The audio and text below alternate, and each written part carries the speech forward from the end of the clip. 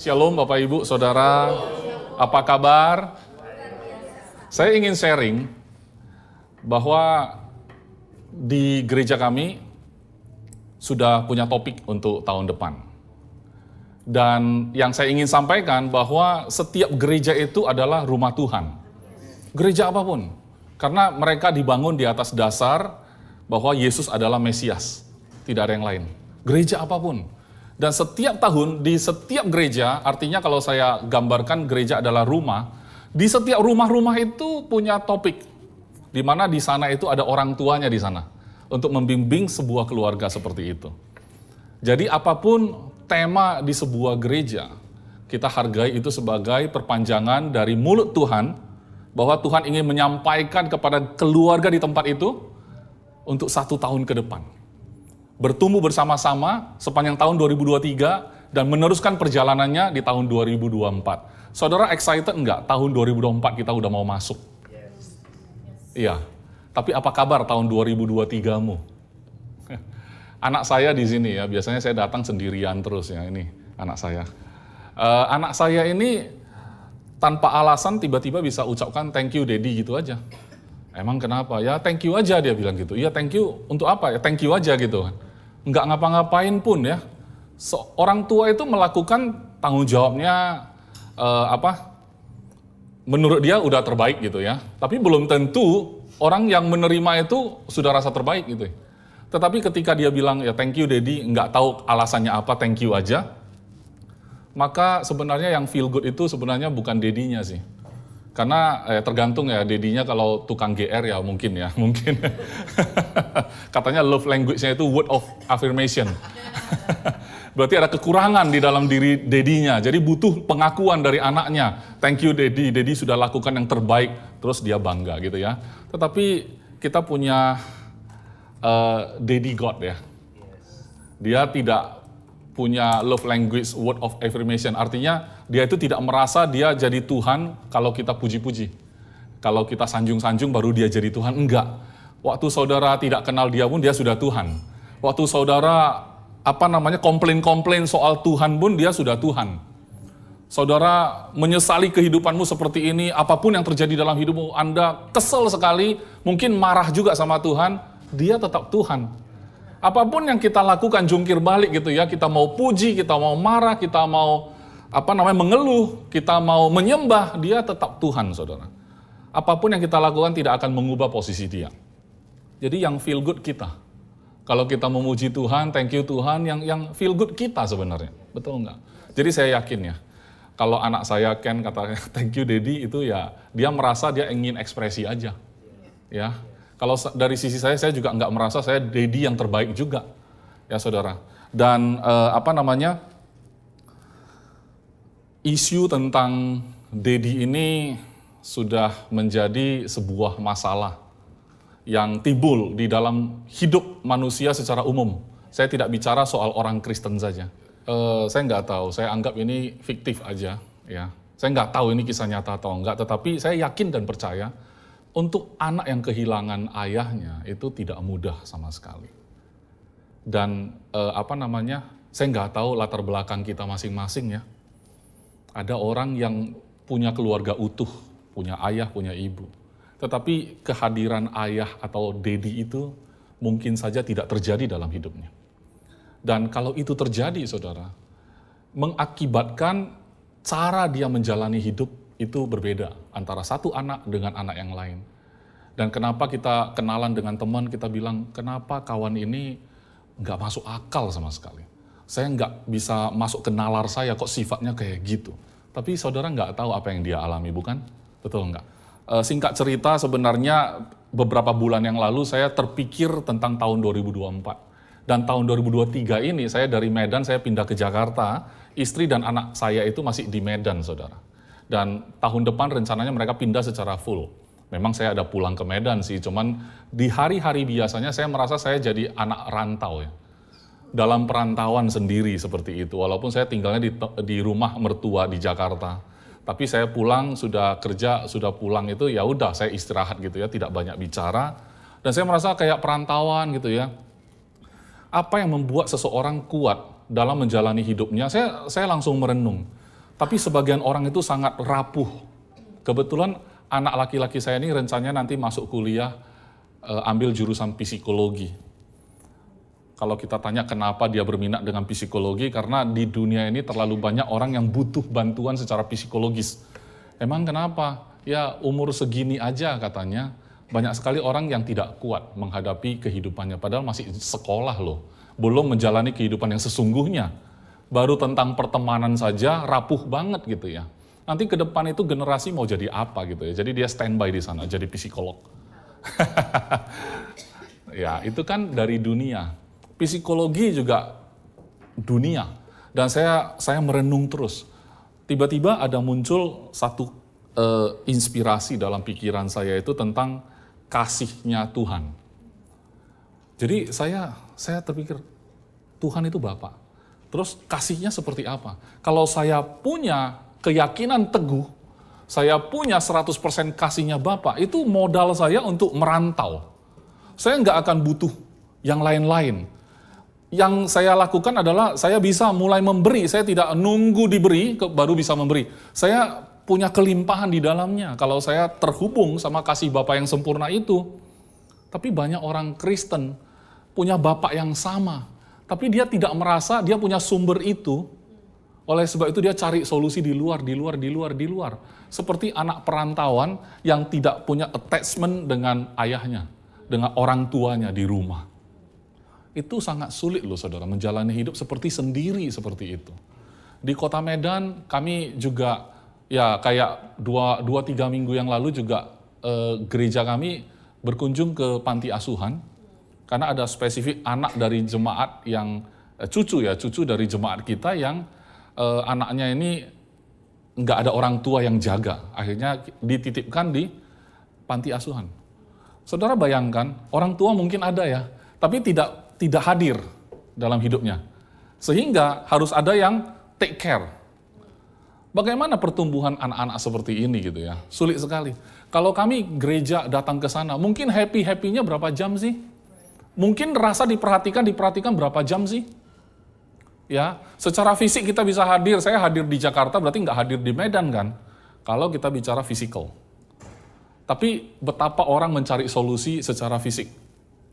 Ya, bagaimana saya bisa rasa dicintai? Even gereja, mari welcome home.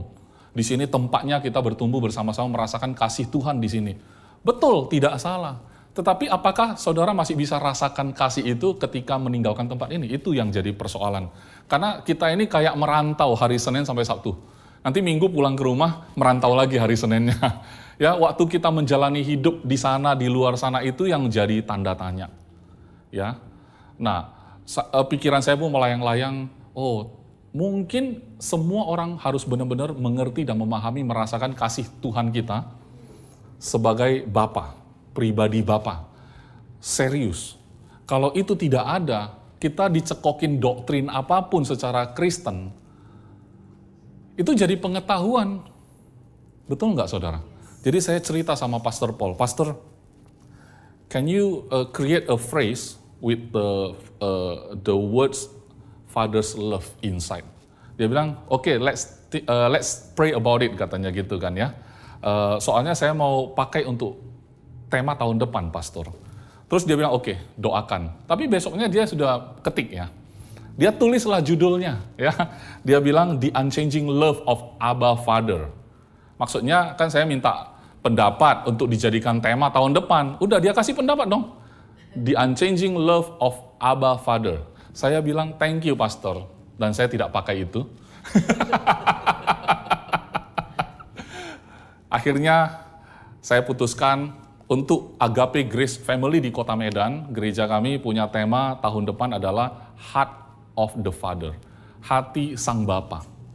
Ya, hati Sang Bapa ini sangat penting untuk kita kenali, saudara. Bukan hanya untuk AGF Medan, tetapi untuk seluruh anak-anak Tuhan harus mengerti hati Sang Bapa. Saya tahu di luar sana begitu banyak pengajaran-pengajaran tentang hati Bapa, mungkin juga ada yang tentang kepriaan dan lain-lain gitu ya. Mencari tahu di masa lalu kita punya background seperti apa, didoakan, bahkan pelepasan lagi loh saudara. Ya, Karena kita harus mengampuni bapak kita yang biologis. Mungkin dia tidak baik terhadap kita. Dan itu menimbulkan luka yang dalam. Dan kita diminta untuk mengampuni. Sebut namanya, panggil, ampuni dia. Sampai nangis-nangis, saudara. Kenapa? Untuk memikirkan hal yang menyedihkan, tentu sedih dong. Namanya juga disuruh ingat hal yang menyedihkan, ya tentu sedih. Apalagi difokuskan ke sana, pasti sedih. Nah, sayangnya, kalau hamba Tuhan melayani pelepasan seperti itu, disuruh ampuni papamu. Dan dia bilang, oh iya papa, aku ampuni engkau. Guling-guling tuh, sampai muntah. Kalau dia muntah, kita hamba Tuhan menganggap, wah sudah lepas itu iblisnya. Tapi percaya saya, 2 bulan, 3 bulan kemudian, disuruh ingat lagi bapaknya yang ngecewain dia, pasti muntah lagi. Namanya juga disuruh ingat-ingat terus yang gak enak ya. Iya kan? Kalau disuruh ingat-ingat terus ya teringat ya, fokus ke sana ya tentu feel-nya gak good dong. Betul nggak? Jadi tugas gereja bukan untuk mengingatkan kamu terhadap masa lalumu, amin? Karena masa lalu kita itu, saya juga punya masa lalu, kalau saya cerita apa gunanya? Betul nggak? Apa gunanya? Saya lebih tertarik menceritakan kasih Tuhan kepada kita yang mengubahkan hidup kita. Di Jakarta saya merantau. Masuk ke kantor, makan siang, saya lihat teman saya kiri, kanan ada yang bawa bekal loh saudara. Ada yang bawa bekal. Saya lihat di tasnya nggak ada bekal, cuma ada laptop. Buka lagi, tetap aja ada laptop, nggak ada yang lain. Kita doain pun tetap aja laptop, nggak ada bekal gitu loh. Karena nggak ada yang sediain gitu loh. Kemudian saya pun cari orang lain, enggak ya? Enggak. Maksudnya cari kantin gitu ya. Ya cari makanan lah gitu ya. Tapi bekal-bekal yang dimaksud itu kan untuk kebutuhan-kebutuhan kita itu ya. Saudara bisa bayangkan kalau ada orang yang perhatiin kita. Ada orang yang supply. Ada orang yang mempersiapkan sesuatu sehingga kita itu nggak berkekurangan nih gitu ya. Maka betapa indahnya hidup kita kan. Tapi nyatanya kan nggak seperti itu. Semuanya kita harus siapin sendiri ya kan. Even orang berikan bekal pun belum tentu kita suka. Saya lihat bekal teman saya kadang-kadang dia bagi-bagiin tuh. Nggak habis dia. Kita yang nggak dapat bekal pengen banget gitu ya. Seperti itu orang yang nggak punya orang tua, dia merindukan punya orang tua gitu ya. Tapi ada yang punya orang tua lengkap, tapi dia bilang lebih baik orang tua saya nggak ada daripada orang tua saya kayak gini. Dia nggak bisa terima keberadaan orang tuanya. Jadi dari dulu kalau orang itu konseling ya, ribut sama papanya, ribut sama keluarganya gitu ya, itu dia bakal cerita, kamu nggak tahu pastor. Papa saya itu bisa maki-maki saya dengan sebutan binatang. Pastor nggak tahu sih gitu ya. Gimana ya kalau saya suruh ampuni bapaknya? Susah loh itu. Ini anak perempuan lagi loh. Kalau anak cowok sih masih mending ya. Anak perempuan dimaki-maki seperti itu. Saya nggak ada cara lain selain saya bilang, sebenarnya kamu emang tahu papamu hidupnya kayak apa waktu kecil sampai besar. Mungkin dia juga nggak ada pattern yang bagus juga sih. Ya, pasti dia bilang, itu dia terhadap kamu sekarang sudah lembut loh. Dulu pasti dia lebih parah. Oh iya, persis dia pernah ngomong gitu. Saya terhadap kalian ini sudah cukup toleran ya. Dulu papa waktu jadi anak nggak bisa kayak gitu ya. Jadi dia punya perbandingan dari yang lalu-lalu itu. Dianggapnya ya sudah benar orang nggak ada contoh yang lain. Saudara, kabar baik dari firman Tuhan hari ini ya. Kita nggak perlu mencontoh dunia. Bahkan apapun yang saudara alami di masa lalu saudara, itu pun bukan patokan. Itu yang kita harus pahami bersama-sama. Karena saya merasa hidup kita ini perantauan kok. Ya, istri saya bikin bekal juga tetap. Maksud saya gini, selama kita masih hidup di atas muka bumi ini, terlepas dari saudara punya keluarga secara biologis ya, secara fisikal saudara punya keluarga, punya orang tua, punya istri, punya pasangan, punya anak gitu ya. Tapi selama kita masih hidup di dunia ini, kita ini sebenarnya merantau. Emang saudara pikir kalau saudara beli rumah, sertifikatnya hak milik, saudara bukan merantau? Saudara tinggal di rumah itu, sertifikatnya hak milik pun, itu merantau. Kenapa? Suatu hari saudara harus pulang. Itu kan rumah Saudara, rumah singgah itu. Saudara lagi merantau, kita semua lagi merantau ini. Tapi orang yang merantau, ada yang benar-benar teguh. Ada yang benar-benar berhikmat. Ada yang benar-benar menjalani kehidupan itu luar biasa. Ada yang bergumul terus. Nah sekarang tiba waktunya pulang nanti. Apakah kita puas dengan hidup kita? Atau kita menyesali apa yang kita jalani gitu ya? Harapan saya, doa saya, tidak ada satupun dari kita, karena kita adalah anak-anak Tuhan, sepanjang kita masih hidup di atas muka bumi ini, tidak ada yang kita sesali. Amin. Mari kita mulai masuk ke firman Tuhan. Ini soalnya sebuah privilege bagi saya, GBC menutup tahun dengerin khotbah dari saya gitu ya. Ini sebuah kehormatan saudara. Bahkan saya tidak menutup tahun di gereja saya sendiri, tapi saya ada di GBC. Artinya apa? Artinya GBC juga gereja saya sendiri sekarang. Amin ya. Oke, kita akan mulai di Roma 8 ya. Roma 8 ayat 14 sampai 16. Saudara, setiap kali kita diberikan satu tema setahun ke depan saudara, saudara jangan merasa seolah-olah ya memang setiap tahun pasti ada tema. GBC juga enggak ada pengecualian, pasti ada tema. Dan setiap tahun ya begitu aja, udah gitu loh. Tapi saya rasa janganlah saudara sia-siakan, karena tema itu benar-benar Tuhan taruh di hati seorang gembala gitu ya. Kemudian diberitahu, disampaikan. Mari kita masuk ke dalam tema tersebut, mengalaminya bersama-sama, bertumbuh bersama-sama. Sebuah kesaksian, tentu saya berani bersaksi bahwa Agape Grace Family juga kita bertumbuh bersama-sama. Banyak sekali yang terjadi. Tema apapun yang dilempar, ada saja orang yang tidak nangkep. Tapi selalu ada orang yang nangkep dan merasakan itu nyata. Tapi ada yang enggak gitu loh. Ya cuek aja, cuek gitu ya. Apapun temanya cuek gitu ya. Kalau saya bukan tipe yang begitu. Saya merasa sayang sekali ketika Tuhan sudah berikan tema ke kita. Itu makanan kita loh. Kok enggak kita lahap aja. Makan gitu ya, setahun ke depan makan itu. Saya nggak akan sia-siakan. Bahkan 2 tahun yang lalu, kalau nggak salah, 3 tahun yang lalu kalau nggak salah, semasa COVID itu ya, waktu itu saya istirahat ya, off. Saya bilang saya nggak mau gembala dulu lah. Pastor Paul turun tangan ya, gembalain. Padahal jarak jauh sih, namanya juga COVID ya. Temanya adalah wisdom and worship. Wow, saking merasakan itu, worship and wisdom itu. Worship and wisdom. Sampai saya itu ekspresikan tulis lagu, saudara. Ya, suatu hari nanti kita putar, jangan suruh saya nyanyi ya. Oke, kita masuk aja dulu ya, nanti kita lanjut lagi. Roma 8 ayat 14 sampai 16, semua orang yang dipimpin Roh Allah adalah anak Allah katanya. Saudara, kalau kita, tadi saya bilang kita adalah anak Allah, sebenarnya hidup kita itu dipimpin Roh Allah, bukan dipimpin yang lain. Di dunia ini banyak sumber, saudara. Kalau kita kerja, kita punya atasan. Atasan kita pasti kita anggap orang yang lebih superior. Berarti apapun yang dia titahkan berarti ya valid untuk dikerjakan. Gitu ya. Kemudian juga nanti ada berita, ada kejadian, ada informasi. Itu semua bisa menuntun hidup kita, memimpin kita. Tapi pertanyaannya adalah, itu Tuhan udah kasih rohnya untuk mimpin kita. Itu jauh lebih berharga. Itu jauh lebih penting. Karena itu adalah ciri-ciri definite characteristic of children of God. Anak Allah itu punya karakteristik yang paling jelas, yaitu hidupnya dipimpin Roh Allah. Amin. Ayat 15. Sebab kamu tidak menerima roh perbudakan yang membuat kamu menjadi takut lagi. Tetapi kamu telah menerima roh yang menjadikan kamu anak Allah. Oleh roh itu kita berseru, ya Aba, ya Bapa.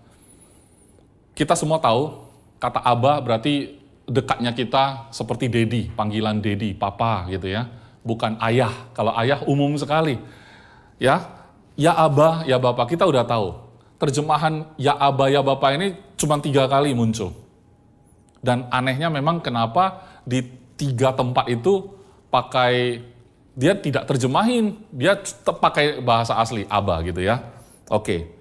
Roh itu katanya bersaksi bersama-sama dengan roh kita bahwa kita adalah anak-anak Allah. Oke, kita sudah pernah baca ini. biasa aja.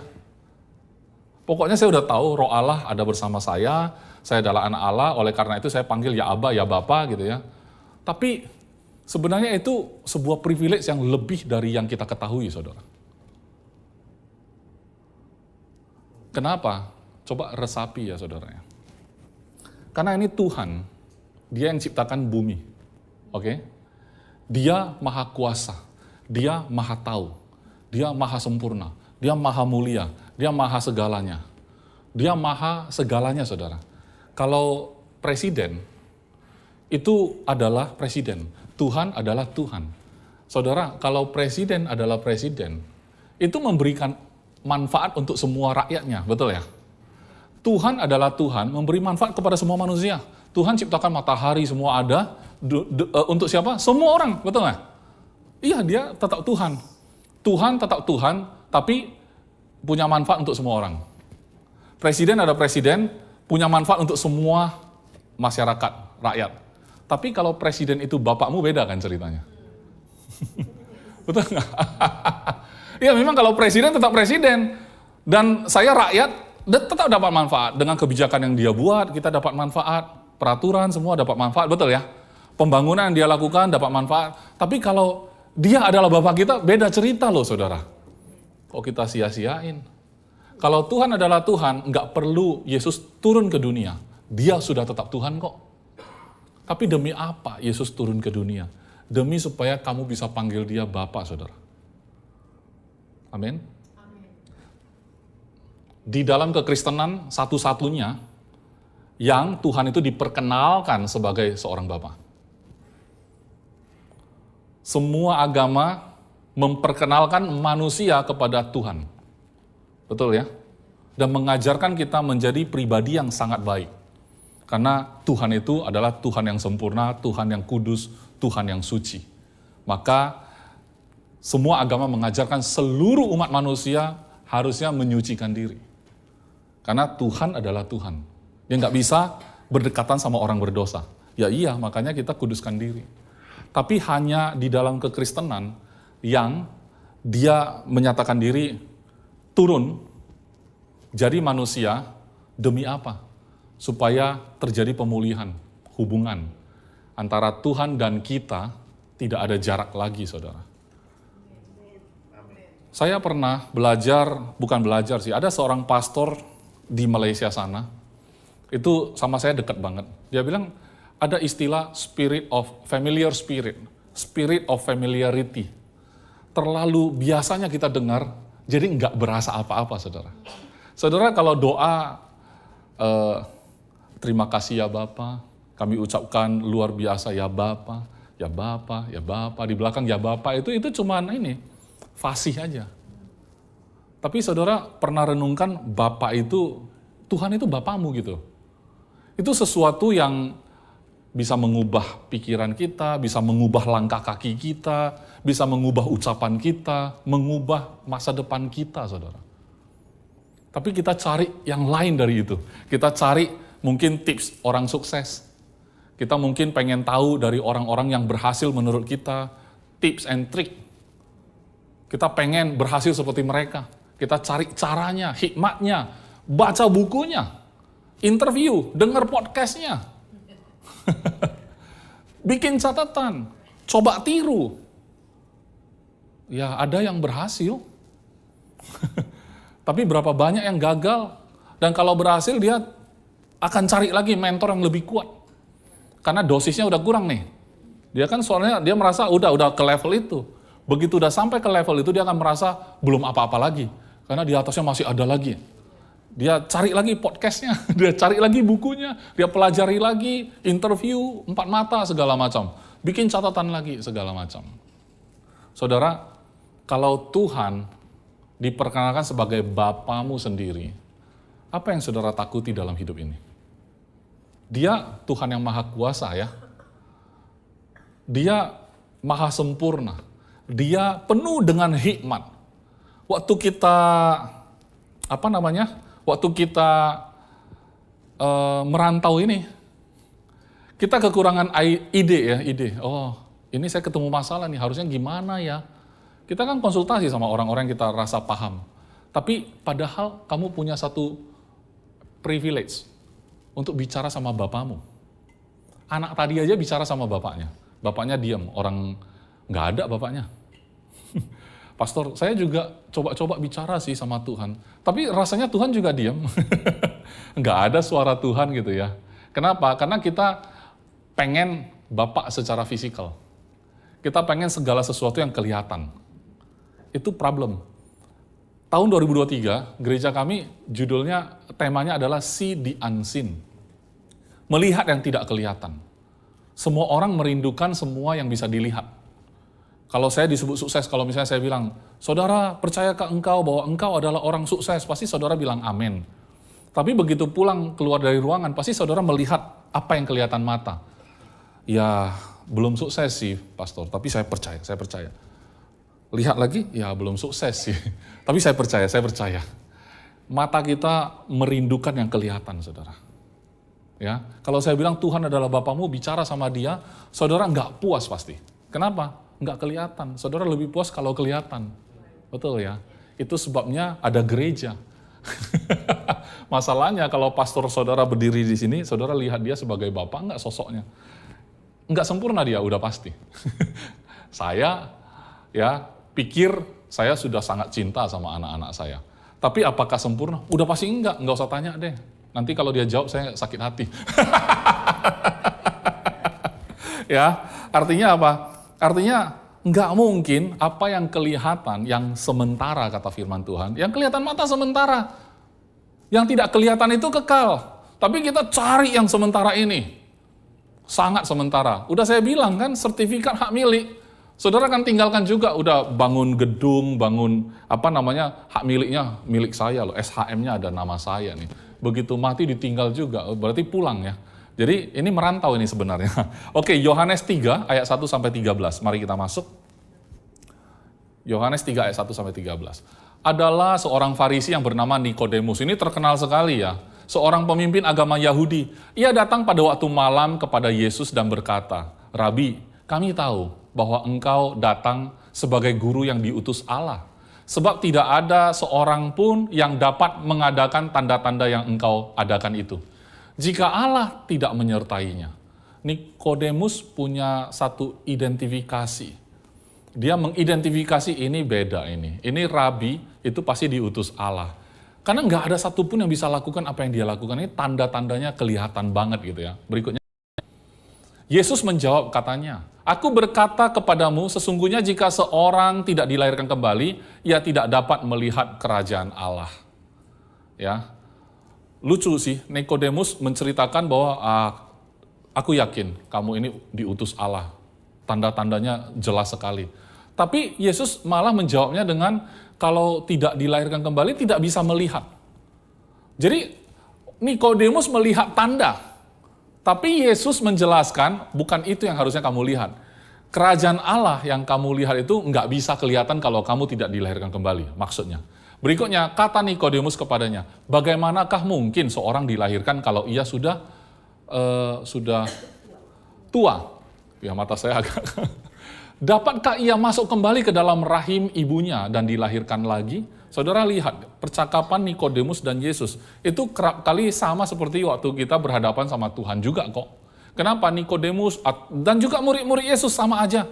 Mereka selalu bicara yang kelihatan. Waktu Yesus bilang dilahirkan kembali, otaknya langsung berpikir secara fakta. Masa saya sudah tua begini dilahirkan kembali, gimana caranya? Masa masuk ke rahim lagi? Itu fisik. Itu sebabnya kita orang Kristen seringkali itu seperti harapannya ini, doa minta ini, resolusi 2024. Biasa akhir tahun begitu. Resolusimu apa? Ya, kemarin kita ngobrol ya, anak perempuan saya di Taiwan video call sama adiknya. "Ken, resolusimu 2024 apa?" "Resolusimu apa?" dia tanya. Terus saya di samping iseng ya, saya bilang, "Resolusi 200 megapiksel." Habis itu buyar, nggak jadi bahas ya. Terus saya lihat postingan teman saya tadi pagi, dia bilang, "Resolusi 2024, komitmen, perubahan apa, segala macam 2024. Dia bilang, apalagi yang baru? Mau apalagi yang baru? Sebenarnya baru itu cukup sekali, hidup udah berubah. Ya, yang ngomong juga bukan orang Kristen. Soalnya gini loh, orang bikin resolusi setiap tahun loh. Emang puas dengan tahun yang sudah dia lalui? Ya tetap aja begitu-begitu. Resolusinya dipindahin aja. Ya itu yang biasanya kalau mau diet begitu ya. Harus turun 5 kilo. Enggak terjadi kan? Ya pindahin aja ke tahun depan. Ya, spirit of familiarity, ya udah tahulah. Terprediksilah. Saudara kalau ke gereja datang ya, saudara bisa prediksi habis ini nyanyi lagu lambat dulu ya, habis itu lagu cepat, kemudian lambat lagi, kemudian pendetanya masuk, habis itu pasti perjamuan kudus, ya kan, habis itu pengumuman persembahan, ya, habis itu apalagi terprediksi. Saudara kalau saudara merasa bisa prediksi semua, nggak menarik lagi, betul nggak? Makanya saya kadang-kadang suka juga kalau Tuhan sedikit misterius. Saya senang juga ketika kita bicara sepertinya nggak bisa dengar. Asik juga itu. Sepertinya Tuhan itu nggak ada suara langsung bicara gitu loh. Walaupun saya udah pakai headset ya. Kalau Tuhan bicara, kita baca firman saudara, kita baca firman. Kita langsung bayangkan, kita proyeksikan hidup kita. Betul nggak? Kalau dibilang, berbahagialah orang yang tidak melihat tapi percaya. Oke, saya terima, ya kan? Karena dia baca, matanya kan lihat bacaan. Ya, saya terima. Tapi dalam kehidupan nyata, sebenarnya dia nggak begitu. Tidak melihat namun percaya. Ya, Yesus lah kan saya nggak lihat tapi saya percaya. Tapi yang lain harus saya lihat. Lucu kan? Kenapa enggak semua total gitu ya? Enggak konsisten betul. Enggak berlaku ke semua. Pokoknya tentang keselamatan, ya kan, Yesus, saya selamat karena Yesus, oke, saya percaya walaupun saya nggak bisa lihat. Tapi yang lain-lain kita nggak bisa tuh. Kita tetap aja mau lihat. Jadi dilahirkan kembali baru bisa lihat kerajaan Allah. Oh, saya harus masuk ke rahim. Mana mungkin gitu loh ya. Berikutnya, memang hidup kita nggak mungkin kok ya. Hidup kita itu memang hidup yang impossible. Jawab Yesus, aku berkata kepadamu, sesungguhnya jika seorang tidak dilahirkan dari air dan roh, ini Tuhan kasih penjelasan yang lebih spesifik di ayat ini. Ia tidak dapat masuk ke dalam kerajaan Allah katanya. Saudara perhatikan ya, lahir dari air dan roh. Tadi saudara masih ingat, karena roh Allah ada bersama kita, maka kita bisa memanggil ya Aba ya Bapa. Roh Allah. Oke? Nah sekarang di sini, jika tidak dilahirkan dari air dan roh, ia tidak dapat masuk ke dalam kerajaan Allah. Ini rahasia feng shui. Kacau. Ini rahasia feng shui. Kenapa? Air, kita ngerti semua. Semua orang yang hidup itu pernah lahir dari air. Dia dikandung di dalam kandungan ibunya itu, di dalam rahim itu ada air ketuban. Waktu dia lahir itu lahir dari air. Semua orang ngalamin. Tapi belum tentu semua orang mengalami yang namanya dari roh. R-nya besar loh. Berapa biayanya orang bersalin lahirkan anaknya dari dalam perut, lahirkan. Ya gratis lah pakai BPJS. Tapi kalau lahirin orang dari roh R besar, harganya berapa?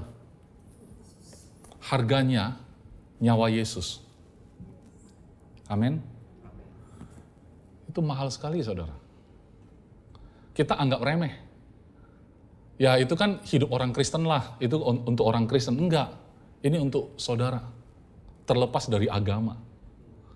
Saudara terima atau enggak itu aja. Tapi harganya mahal sekali untuk melahirkan kamu dari roh. Kenapa saya bilang feng shui? Karena air itu sui. Feng itu apa? Angin kan? Oke, ini rahasia ya. Apa yang dilahirkan dari daging adalah daging, dan apa yang dilahirkan dari roh adalah roh ya. R besar lahir dari roh R besar adalah roh R kecil. Kita punya roh hidup sekarang. Kenapa? Karena saudara sudah terima Yesus. Dan Yesus itu adalah gambaran orang yang punya lahir dari air dan udah pasti dari roh. Kenapa? Dikandung di dalam rahim Maria saja, dikandung oleh Roh Kudus, saudara. Betul nggak? Dan itu gambar yang paling perfect. Manusia yang dilahirkan dari air dan roh 100% murni, tanpa ada background, tanpa ada masa lalu, itu adalah Yesus, ya. Tidak ada kutuk-kutuk di dalamnya, nggak ada. Kalau kita itu kan harus terima Yesus dulu, ya kan. Setelah itu percaya, nggak ada lagi kutuk. Tapi apa? DNA-nya nurun. Iya kan? Sifatnya tetap aja nurun. Kita bilang kan, saya Ken, ya kan? Enggak, mudah-mudahan orang bilang nggak mirip sih. Ya, dia lebih ganteng lah ya, dia lebih cakep lah ya. Kalau bapaknya lebih cakep kan kita sedih ya. Orang tuanya yang sedih kalau anaknya lebih jelek dari lebih cakep dari lebih jelek daripada orang tuanya. Kasihan anaknya udah capek dilahirkan dari air lagi ya kan. Oke, kemudian next. Rahasia Feng Shui ini, hati-hati. Janganlah engkau heran karena aku berkata kepadamu, kamu harus dilahirkan kembali. Angin, ya kan? Angin bertiup kemana ia mau dan engkau mendengar bunyinya, tetapi engkau tidak tahu dari mana ia datang atau kemana ia pergi. Demikianlah halnya dengan tiap-tiap orang yang dilahirkan lahir dari roh, ya. Saya pakai ayat ini aja udah bisa bicara Feng Shui nanti ya, Feng Shui sama teman-teman ya. Kamu tahu nggak Feng Shui itu ada di Alkitab? Tidak ada lagi Feng Shui yang lebih baik daripada kamu lahir dari air dan dari roh. Roh itu diibaratkan kayak angin. Ya, orang yang lahir dari roh seperti itu. Kamu nggak bisa buktikan apa-apa, tapi kamu bisa tahu dia bertiup. Bertiup kemana? Kemana ia mau. Orang yang dipimpin roh Allah. Kita diarahin kok. Saudara sebenarnya, saudara tahu kok waktu saudara itu bebal. Ngaku aja lah. Nggak usah sampai pastornya bilang, aku dengar dari Tuhan, kamu ngeyel gitu. Nggak usah. Saudara pun tahu saudara sudah ngeyel. Betul nggak? Sebenarnya roh itu mengarahkan kamu kok. Iya kan? Cuman kadang-kadang kamu butuh dikonfirmasi sekali lagi, makanya kadang-kadang khotbah ya kan, Pastor Lita khotbah, iya itu aku memang harus berubah. Padahal sebenarnya tidak perlu tunggu Pastor Lita, tapi syukur Pastor Lita berdiri bisa konfirmasi itu.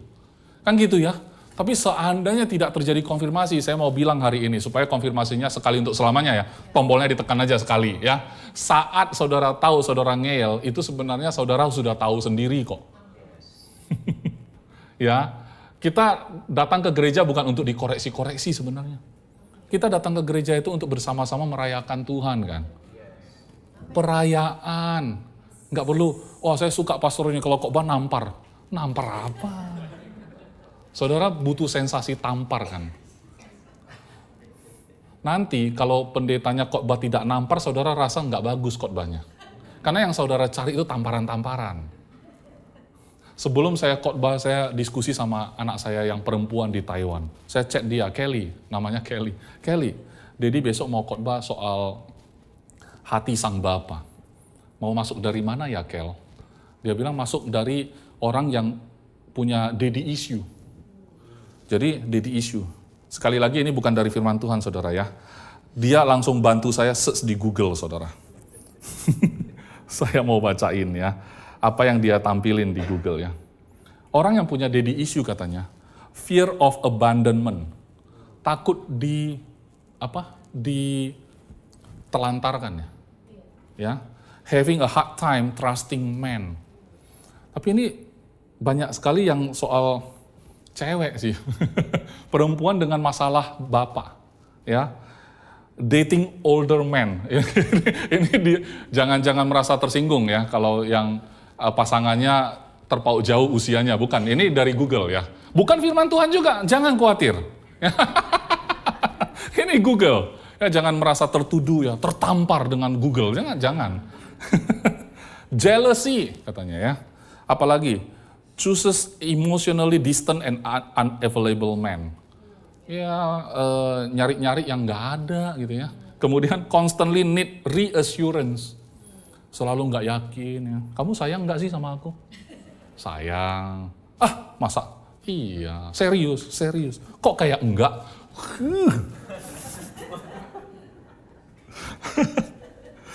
Oke. Excessive friendliness toward guys.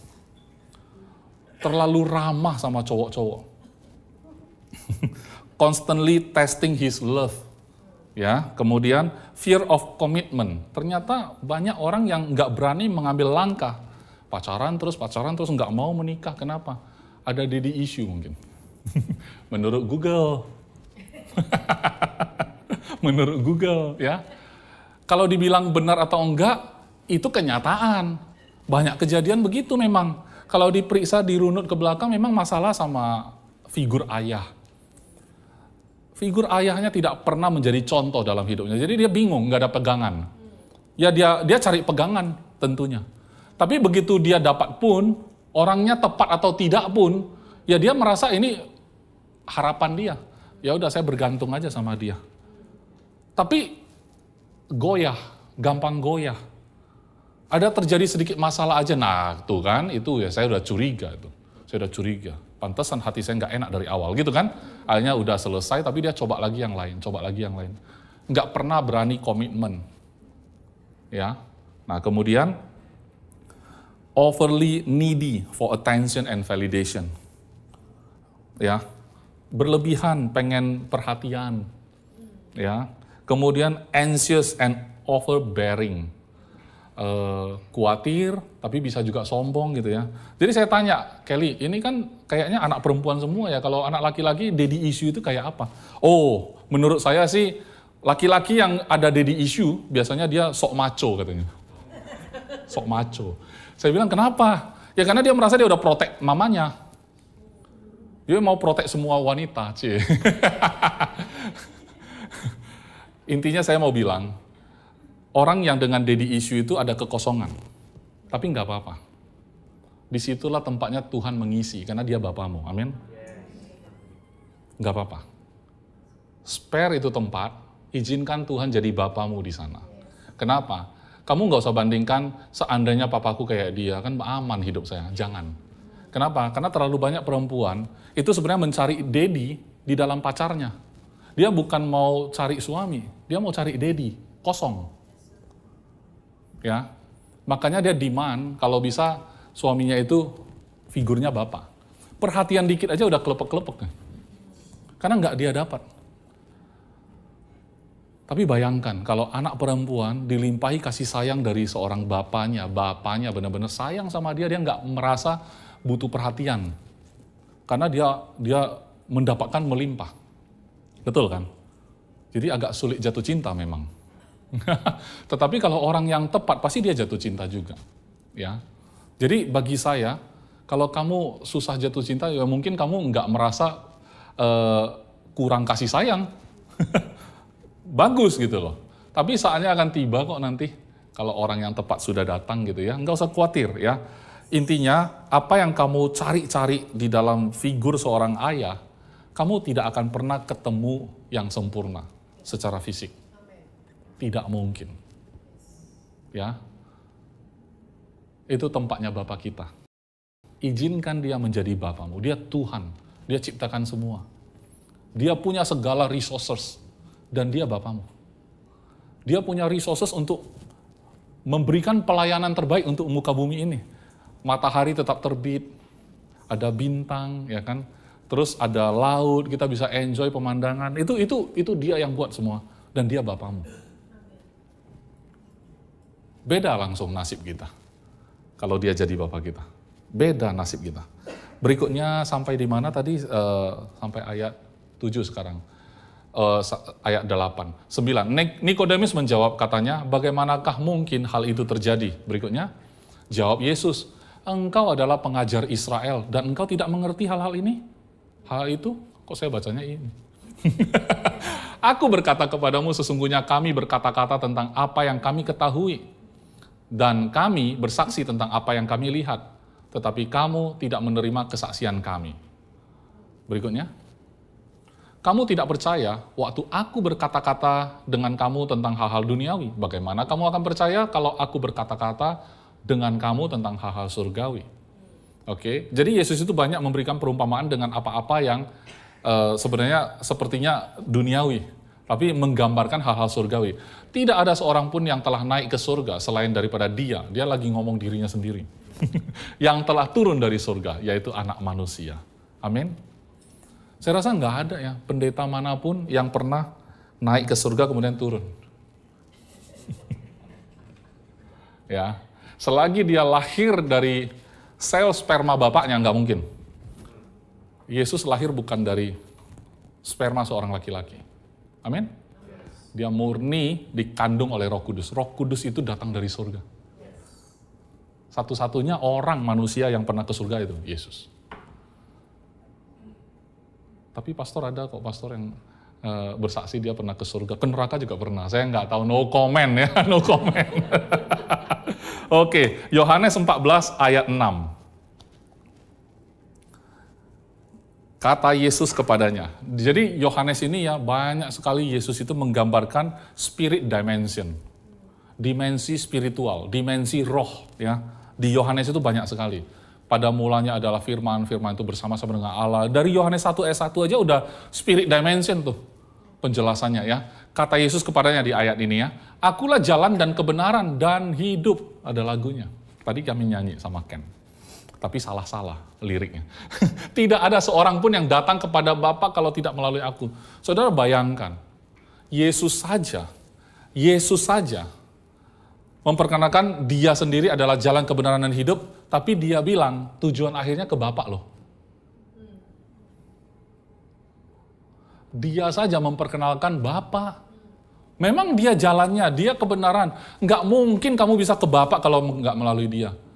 Jadi saudara, betul kita fokusnya Kristus. Betul. Tetapi saudara harus ingat, saat saudara terima Kristus itu, dan saudara terima rohnya, saudara memanggil dia jadi Aba, jadi Bapa. Jadi alamat akhir itu kita menjadi anaknya, men. Artinya kita itu sebenarnya mengenal dia sebagai Bapa. Kalau kita udah terima Yesus tapi lihat Tuhan tetap Tuhan, sayang sekali Yesus mati untuk kita. Tuhan tetap Tuhan, tetap jauh. Aku tetap orang yang lemah, aku tetap orang berdosa, aku tetap kurang ini, kurang itu. Sayang sekali. Harganya nyawa Yesus. Ya overpaid. Kenapa overpaid? Karena kita sebenarnya gini ya. Kita bilang over karena pikiran kita cuma terbatas. Yang dia kasih kan sudah semua nih. Kita kan cuma minta sedikit, makanya overpaid. Kita paling minta apa? Minta sehat. Kan dia kasih lebih kan. Makanya overpaid. Kenapa? Karena ekspektasi kita apa yang kita alami doang. Mata kita kan kayak di dalam frame. Kalau saat ini kita ada di ruangan ini, berarti kita nggak ada di luar sana kan? Itulah apa yang kelihatan. Jadi saat kita bilang, kami punya kebutuhan ini ya Tuhan, berarti matamu lihat itu kan? Terbatas sekali. Kenapa disebut Yesus overpaid? Ya karena kamu cuma minta itu. Dia kasih malah sudah semua. Kita cuma fokus ke sana, frame. Ya, frame. Lebih kecil lagi kalau kita nonton. Kalau sekarang mata kita kan bisa berapa derajat nih? Bisa sambil ngintip-ngintip lah sebelah sini ya. Bisa ngelihat sampai sini. Yang belakang udah nggak bisa tuh. Tapi kalau film lebih kecil lagi, cuma segini. Betul nggak? Cuma segini. Tapi itu pun bisa mengubah hati kita. Nonton film aja bisa bikin kita nangis lah, bisa bikin kita terbawa-bawa lah, padahal dalam frame doang loh. Frame aja. Kecil sekali. Itu sebabnya saya nggak heran ketika orang diperhadapkan satu masalah, sepertinya seolah-olah hidupnya hancur. Orang yang punya hidup, pengen akhiri hidupnya. Hanya masalah yang dalam frame. Padahal Alkitabnya, kan di sini layar, frame juga. Orang yang nggak punya hidup bisa dapat hidup. Tapi kalau kita bukan di firman, kita frame terus dalam hidup. Orang yang punya hidup pengen dibuang tuh hidupnya. Tapi kalau dalam firman Tuhan, orang nggak punya hidup dikasih hidup. Sekarang pertanyaannya pilih yang mana, saudara? Kita anak Tuhan loh. Ya, kalau dunia bisa ngubah pola pikir kita, kenapa firman Tuhan nggak bisa? Ya, omongan orang bisa mengubah rasa berharga kita. Komentar netizen bisa bikin artis bunuh diri. Kenapa? Komentar Tuhan tentang dirimu nggak bisa membangkitkan hidupmu. Tuhan berkomentar tentang dirimu, bahwa dia mengasihimu, dia peduli sama kamu, dia datang untukmu, dia mati untuk kamu. Berulang kali saya bilang, kalau dunia ini semuanya enggak berdosa, cuman kamu seorang yang berdosa, Yesus tetap turun kok untuk kamu. Betapa sayangnya dia sama kamu. Kalau sebesar itu kasih Tuhan, kenapa itu nggak bisa mengubah hidupmu? Kenapa komentar segelintir orang bisa mengubah hidupmu sampai yang punya hidup malah pengen diakhiri, saudara? Ya sebenarnya anak saya nggak perlu masuk ke psikologi lagi sih. Kenapa? Solusinya sudah ada. Tapi itu jalan masuk. Mau cari psikolog sini, yang diberitakan Yesus. Oke, dan kemudian saya akan akhiri di Yohanes 16 ayat 25 sampai 28. Semuanya ini kukatakan kepadamu dengan kiasan. Akan tiba saatnya aku tidak lagi berkata-kata kepadamu dengan kiasan, tetapi terus terang memberitakan Bapa. Saudara, apa enggak aneh? Yesus bilang memberitakan Bapa. Datang kita memberitakan Yesus ya. Yesus bilang dia memberitakan Bapa dengan terus terang. Tapi sebelum ini baru baru kiasan. Ya, nanti akan datang waktunya. Jadi hari ini bukan lagi zaman Yesus ada di bumi. Hari ini Roh Kudus pun sudah ada di dalam kita. Waktu Yesus ngomong begini, Yesus masih ada di bumi. Betul kan? Makanya dia sebenarnya sebelum berangkat ke surga itu dia ngomong dulu gitu loh. Kasih tahu dulu. Nanti waktunya akan tiba, akan terus terang langsung memberitakan Bapa kepadamu. Jadi hari ini tugas saya adalah memberitahu tentang Bapa itu adalah Bapamu. Amin. Roh Kudus Tuhan sudah ada di dalam dirimu. Saya cuma ngasih tahu kok saudara. Saya nggak bisa hembuskan, kemudian Roh Kudus baru kamu terima. Nggak bisa. Saya bukan authorized dealer. Ya kan? Bukan agen tunggal pemegang merek, bukan. Saya nggak punya kuasa untuk kalau saya hembus, nanti Roh Kudus masuk ya. 1, 2, 3, hembus. Enggak. Karena kalau kamu terima Yesus, Roh Kudus tinggal dalam dirimu. Itu kuasa dia, bukan kuasa kita. Ya, amin. Kemudian ayat 26. Pada hari itu kamu akan berdoa dalam namaku, dan tidak aku katakan kepadamu bahwa aku meminta bagimu kepada Bapa. Karena sebenarnya Yesus pernah berdoa syafaat. Bahwa kalau kamu doa dalam nama Yesus, maka Yesus akan minta kepada Bapa, karena mereka sudah ada dalam aku, dengarkan mereka. Jadi Tuhan itu, Yesus itu kayak perantara, enggak. Yesus sudah kasih tahu di penghujung sebelum dia naik. Ini kata-kata dia ya, bahwa dia tidak lagi mengatakan kepadamu bahwa aku meminta bagimu kepada Bapa. Enggak, ya. Ayat 27, sebab Bapa sendiri mengasihi kamu. Amin. Bapa sendiri mengasihi kamu. Karena kamu telah mengasihi aku dan percaya bahwa aku datang dari Allah. Ayat 28, aku datang dari Bapa dan aku datang ke dalam dunia, aku meninggalkan dunia pula dan pergi kepada Bapa. Amin. Bapa sendiri mengasihi kamu. Bapa sendiri mengasihi kamu. Tidak ada pakai perantara lagi. Ngelihat kamu, dia seperti ngelihat Yesus anaknya yang sempurna. Tidak ada keraguan sedikit pun, jangan ada keraguan sedikit pun dalam hidupmu, bahwa Bapa melihat kamu itu masih ada kurangnya. Itu tipuan. Lebih dari itu semua tipuan. Amin. Ya pastor, tapi aku kan banyak salah. Iya, saya tahu, dia pun tahu. Tapi saat dia lihat engkau, karena dia adalah Bapamu, maka dia melihat engkau persis seperti Yesus. Tidak lebih, tidak kurang. Nggak bisa lebih juga sih. Tapi tidak kurang. Ya, mengenai kelakuanmu, mengenai apa yang kau kerjakan tidak sempurna, itu bicara tentang relationship, bukan tentang religion lagi. Itu relationship. Kalau anak saya tetap anak saya. Anak saya tidak sempurna gimana? Ya tetap anak saya. Saya bapaknya juga nggak sempurna, ya tetap bapak juga kan. Itu nggak pernah bisa digoyahkan lagi. Apapun yang terjadi, saudara. Jadi mari kita merantau dengan hati yang teguh. Mari kita teruskan perantauan kita di atas muka bumi ini. Kita ini sama-sama merantau. Kita ketemu di perantauan nih. Dan kita punya sumber yang sejati. Sumber itu adalah Bapa kita sendiri, bukan orang jauh. Bukan Tuhan yang sulit dijangkau, atau Tuhan yang tidak berkenan sama kita, bukan. Yesus mengatakan bahwa Bapa sendiri mengasihi kamu. Dia memberitakan Bapa dengan terus terang hari ini. Setiap firman Tuhan yang kita dengar sepanjang 2024 nanti, saudara harus punya pemikiran, punya pemahaman, punya pandangan, saya benar-benar tidak ada yang kurang lagi. Apapun yang Tuhan ngomong, saya tinggal terima aja. Tidak ada lagi barrier, tidak ada lagi yang perlu saya timbang-timbang. Ya saudara ya, semakin cepat kita memahami ini, semakin tanda petik beruntung. Saudara lihat anak-anak di sekolah minggu, namanya Fun Church, kemudian micin, kemudian ibadah umum, ya kan? 3 ya berarti ya pastor ya. Fun Church, micin, dan ibadah umum.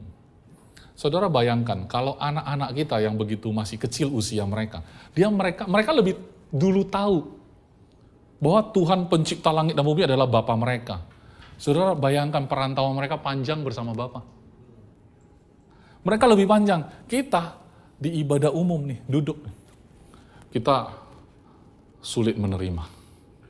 Dikasih tahu, timbang-timbang dulu. Ini nggak pernah dengar kayak gini. Jangan-jangan ini sesat ya. Wah, ya ini nggak betul. Ya kan? Yesus datang, Tuhan jadi manusia. Gimana caranya? Dia mati, terus ganti dosa kita. Nggak mungkin. Tapi anak Fun Church ya. Yesus cinta saya, gitu kan. Polos banget ya. Anak saya ada 2, yang perempuan itu pintar ya, pintar sekali. Maksudnya yang cowok juga pintar sih. Susah ya ngomongnya. Maksud saya pintar itu dia lebih suka menggunakan inteleknya. Ya. Dia selalu kasih saya pertanyaan-pertanyaan yang sebenarnya saya juga suka pikir sih. Yang membuat kita bingung sendiri. Kalau Tuhan benar ada, kenapa begini, kenapa begitu? Ya kira-kira begitu ya. Nah, sementara anak cowok saya, kalau ditanya sama cicenya, kamu nggak pernah mikir gitu? Saya nggak terlalu banyak waktu ya mikir begituan. Terus cecenya bilang sama saya, itulah Dedi, saya pengen banget bisa kayak gitu loh sebenarnya. Tapi otak saya itu kerja terus. Saya bilang, ya bagus. Otak juga pemberian Tuhan, pakai aja terserah. Tuhan yang kasih loh itu otak ya. Intelek juga Tuhan yang kasih. Kalau kita nggak boleh pakai, terus ngapain dia kasih? Boleh pakai, tapi nggak bisa kamu andalkan. Kenapa? Karena kamu nggak bisa memahami semua soalnya. Karena pemahamannya kan terbatas banget. Jadi lebih pinter juga ini anak cowok ya. Dia bilang, saya sih nggak punya banyak waktu ya. Pokoknya saya percaya dia ada, hidup saya berubah. Selesai ya. Ya, untung anak cewek saya bilang, saya pengen kayak gitu. Ya udah simple, menyerah aja. Tapi biasanya orang-orang yang bisa mikir panjang gitu itu ada marketnya tersendiri. Emang di tempat kita duduk ini saat ini nggak ada orang yang intelek-intelek gitu. Mikir-mikir terus tuh. Itu cocok sama anak perempuan saya nanti. Ujung-ujungnya ketemu Yesus juga, amin? Ujung-ujungnya tetap aja harus mengakui ya memang Tuhan ada sih. Karena cara saya percaya Yesus itu bodoh memang. Tapi kalau saya nggak percaya, lebih bodoh lagi. Betul ya? Kenapa saya bilang saya percaya Yesus itu bodoh? Masa kamu gitu aja percaya, katanya Tuhan jadi manusia, gitu kamu percaya? Iya ya, kenapa saya percaya ya, bodoh juga ya. Terus dia bilang dia mati, ganti dosamu di atas kayu salib. Iya ya, kok gitu aja percaya ya, bodoh banget gitu ya.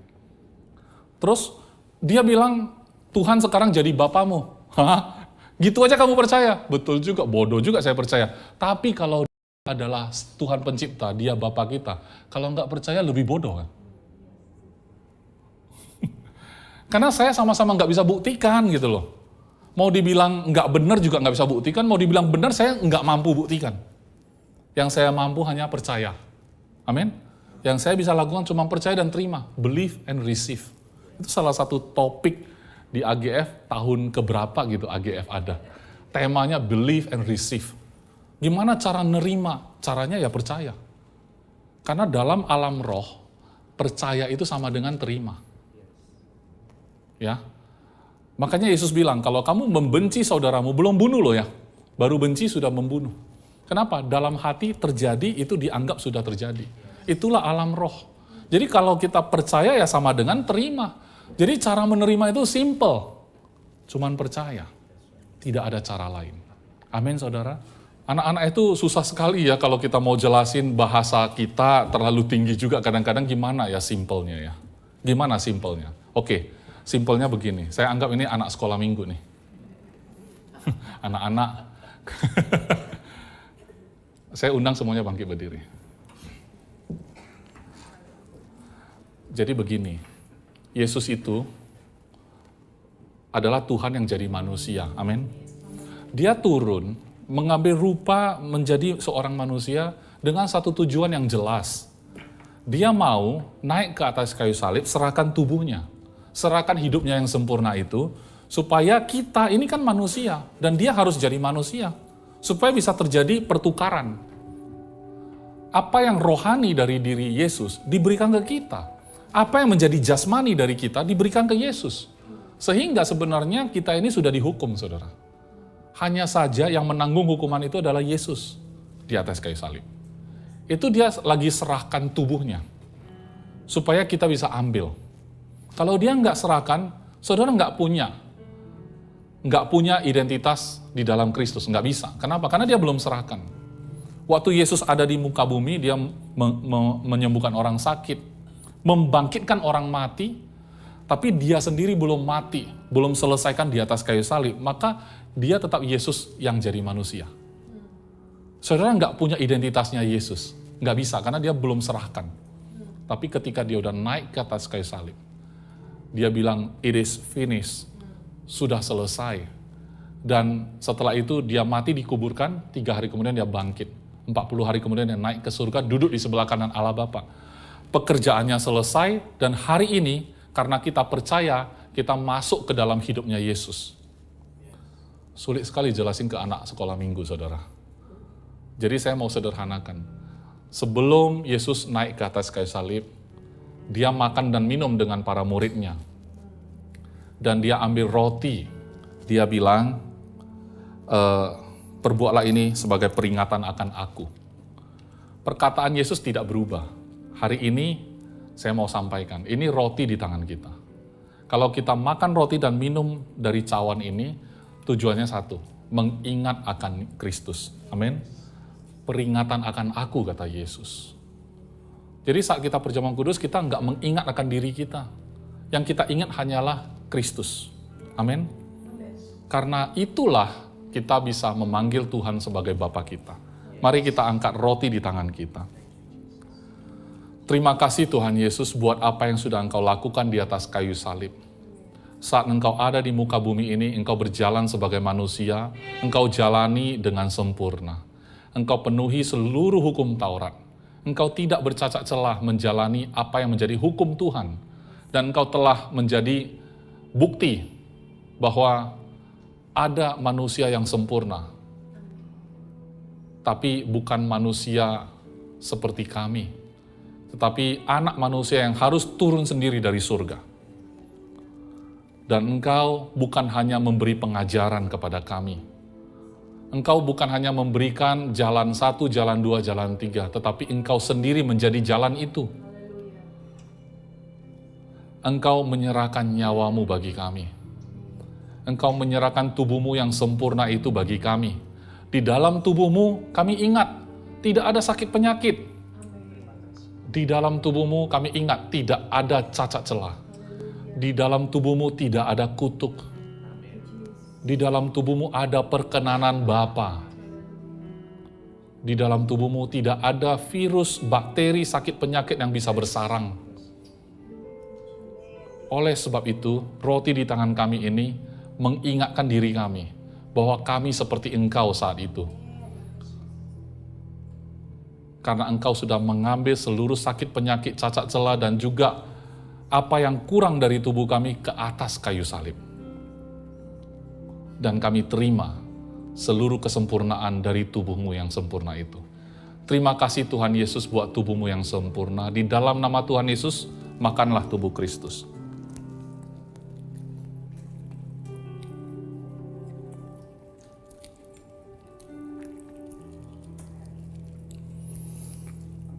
Cawan di tangan kita adalah darah Kristus. Ini juga yang dilakukan Yesus, bahwa darah ini Dia curahkan bagi kita, dan darah ini menyentuh ke tanah. Oleh sebab itu, kita tidak berada di bawah kutuk lagi. Bahkan kita diberikan identitas yang baru.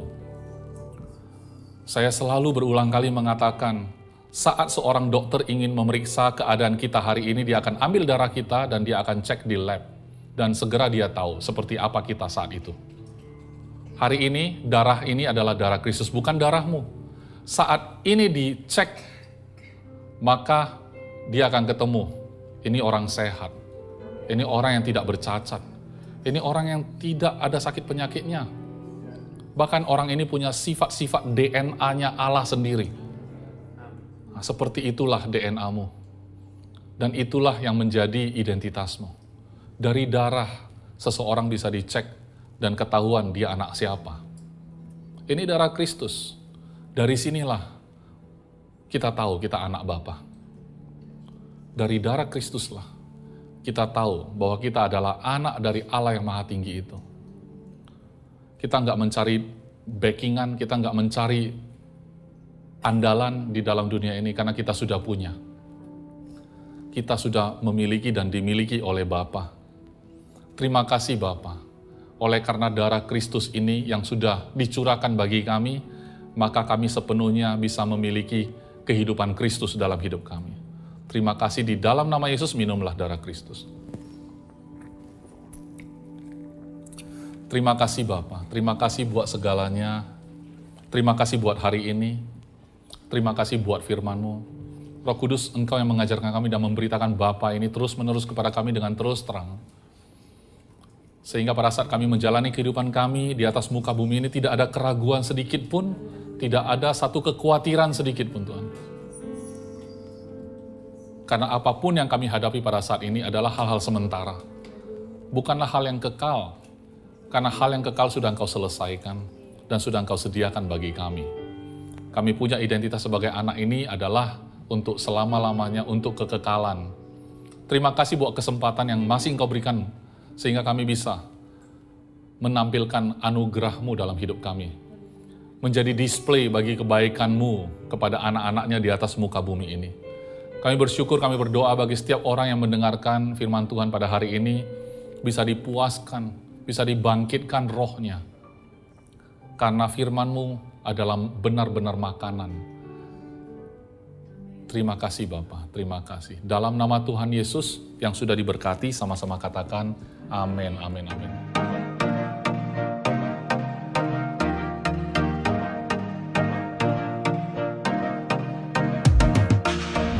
Terima kasih untuk saudara sekalian yang telah mengikuti ibadah GBC Jakarta bersama kami. Kami berharap saudara sekalian diberkati dan disegarkan oleh firman Tuhan yang telah disampaikan pada hari ini. Pastikan saudara mensubscribe channel YouTube kami dan ikuti terus update dan informasi GBC Jakarta di akun resmi media sosial kami di bawah ini. Shalom, Tuhan berkati.